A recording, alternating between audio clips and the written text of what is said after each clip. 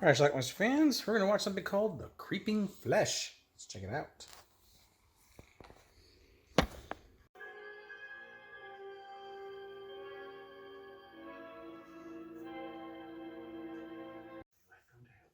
Peter Cushing is Professor Hildern. I must talk to somebody. Nobody will listen to me. I must have help with my researches. Of course, even now it may be too late. He's discovered evil. Do you believe in evil, Doctor? I do not mean evil as it is commonly understood. I mean the existence of evil as a living organism. Thing is documented. I am a scientist, not a madman. 3 years ago, I had just returned from New Guinea. And now we get the backstory. So he moves in with his daughter, Penelope. Fantastic, isn't it? And that's his discovery, some sort of primitive man with a big head. We can't afford them, Father. It's been so hard these last 12 months, making ends meet, saving pennies here, pennies there. It's been such a strain. Though this letter will not reach you until your return, I unhappily write to inform you that your wife passed away this morning. So his brother's Christopher Lee, who runs an insane asylum, and apparently his wife has been interned there for a while. Penelope apparently thought that her mother had died years earlier. He never told her. I see. I do not imagine she will be unduly disturbed by all this, because she has believed her mother to be dead for many years. I want to make it quite clear, Emmanuel, that I do not propose to continue to subsidize your ridiculous expeditions to the ends of the earth to prove your lunatic theories about the origin of man. So a little bit of water drips on this big skeleton he has, and when that happens, some skin forms around it.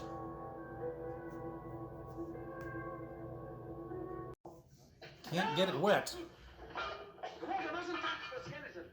He ended up cutting off the finger because he didn't want this thing like coming back to life or something, or whatever. I could try to clean it, Professor. His tears falling upon the evil one will give him life. Now that is precisely what happened last night, here in this room. Apparently water turns these things back to life, and these are like, a lot of these creatures were around like hundreds of years ago or thousands of years ago. He does various experiments on the finger. He's thinking he can make some sort of serum that will prevent evil in things. Meanwhile, Penelope finds evidence that her mother was committed to an insane asylum, and maybe wasn't dead all these years.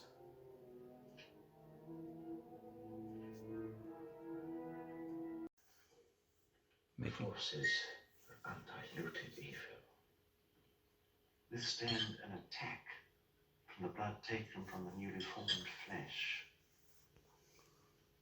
This room, how dare you? How could you do such a thing? How dare you? Why didn't you tell me about her? Why? You said she was dead. Why? It was for your own good. Your own. He decides to give her an injection to calm her down. I wanted to protect you. But it's the serum from this evil thing, so... That guy you briefly saw at the end of the last clip is an escaped lunatic from that same mental institution. And he's tearing up a bar. Meanwhile, Hildern had also injected the monkey with that serum, and the monkey went crazy. And now he's like, oh shit, I gave that to Penelope too. Come quickly, sir. What's wrong there? What's the matter? Penelope goes out to a bar and kind of goes crazy there too. At one point she almost gets assaulted by some dude. She ends up biting and scratching him, getting him away from her.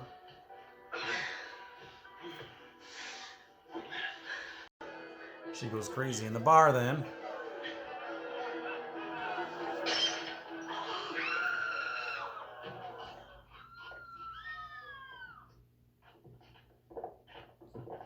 And the chase is on. She ends up running into a building where that escaped lunatic is.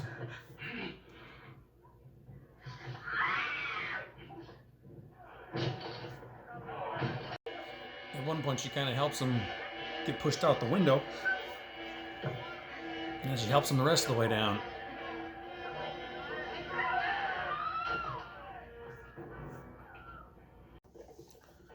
So she's rounded up and taken to the mental institution too.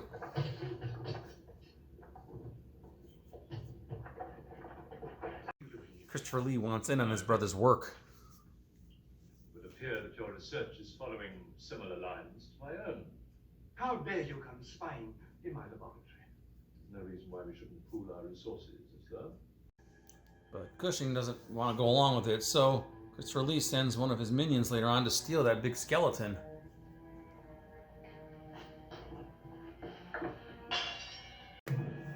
As the dude is leaving the house, the hand drapes in some water.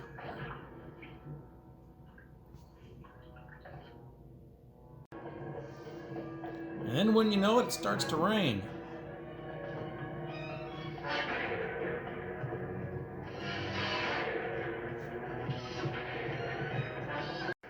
They actually get into a carriage accident and topples over, and our creature is getting soaked and coming to life.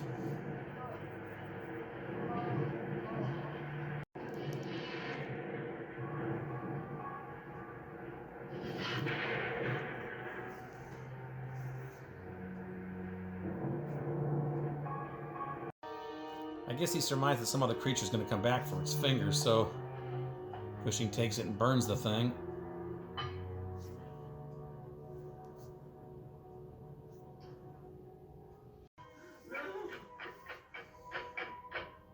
There's the creature coming for him.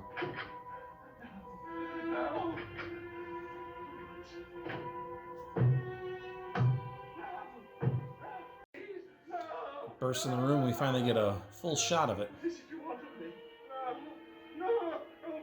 Still missing a finger.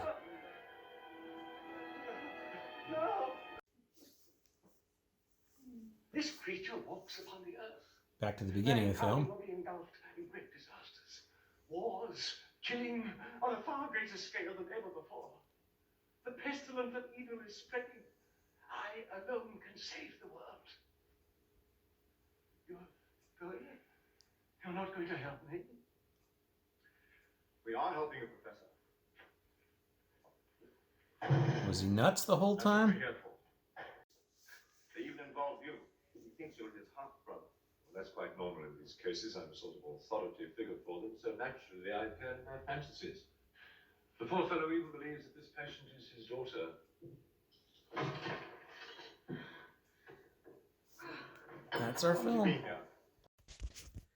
Alright, let's talk about The Creeping Flesh. I have seen this movie, I think, maybe one time before. I didn't remember anything about it. I actually have a pre-recorded VHS tape of it, and it's a very memorable box. It was kind of like orange-colored. It showed the creature, the monster, on the cover, which we only see for a few seconds, actually, in the film. But I had the DVD probably 20 years, and I've just never watched it. I haven't seen it since, so finally dug it out of the mothballs, and we checked it out today. Came out in 1971, 2, something like that. It's like a Hammer film, but it's not a Hammer film. It's basically like it, though. British actors and actresses. So we have Peter Cushing plays Dr. Hildren. He is trying to discover like the origins of man, what makes men evil, all kinds of weird stuff. And he finds this skeleton with this gigantic head. The monster's kind of big, or the skeleton's kind of big too, but the head is enormous. And somehow he thinks he can... I don't know what he's trying to do, to be honest with you. Turns out his wife has been in an insane asylum for many years, an insane asylum run by his brother or half-brother, played by Christopher Lee. And then he gets a note from Christopher Lee, or a letter that his wife died. Peter Cushing has not told his daughter Penelope, or their daughter Penelope. According to him, he told her years ago that her mother died, long, long ago, maybe before she was born, or when she was a little, I don't know. But whatever the case is, she thought her mother was dead. And then she finds some evidence later. She finds the letter, for one thing, that her mother was alive. She's like, why didn't you let me see her? Blah, blah, blah. And to calm her down, he injects her with this serum, which he's taken from the creature. Now, I forgot to mention there, at one point, some water drips on the finger of this creature. And next thing you know, some skin starts to form around the finger. So he chops off the finger so the rest of the thing doesn't grow skin. And he made a serum from this... skin from this monster. Just don't get it wet. It's kind of like a gremlin. So The serum makes his monkey go nuts. And later on, he's like, "Oh shit, I gave that to my daughter too." Well, she goes nuts in a bar and starts scratching and biting people. And then she kills this guy with a bottle, and then she like knocks this escaped lunatic off of this building, and he falls to his death. She's rounded up and she's put in the loony bin, also run by his brother, by the way. Christopher Lee comes over. Him and his half brother don't get along very well, and they're both like scientists, and they're trying to win this award, the Richter Award or something like that. Lee suggests that they pool their resources. He brings Penelope home, by the way.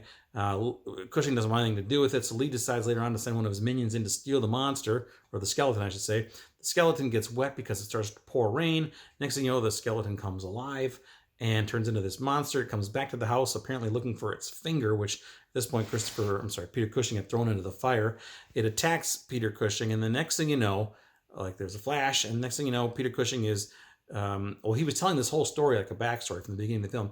We fast forward again to the beginning of the film, and there he is, telling he's like a scientist in this place, telling somebody he needs somebody's help.